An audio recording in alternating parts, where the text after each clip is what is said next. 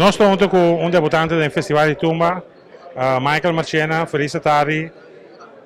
É sensação de estar participando por meio do Festival de Tumba, toda por 31 sala de inscrição. Anda bom, mira, e um compositor com a lista grande. Que feeling é esse da Pavo? Bom, para mim, aí que vim participar, basta ver como corista, então de mesma mira, tu retrabalha com o que tem, botinho esse tem para botar dentro tumba que assim que para mim, é tu reto novo, também para mim debutar que assim, pero me também seguro então.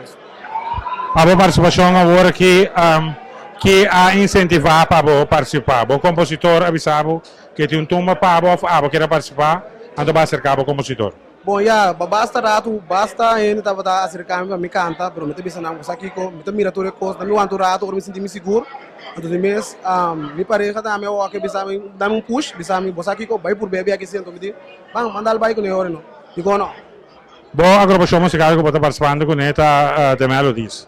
Qual vai com o ensaio, quanto vai indo com preparação para a boa apresentação? Bom, me noti ganha tremendo que man. Bom, só começar a treinar, que man, hope bom, que man, a mim tá satisfeito, man. Ainda tem mais coisa também, bro.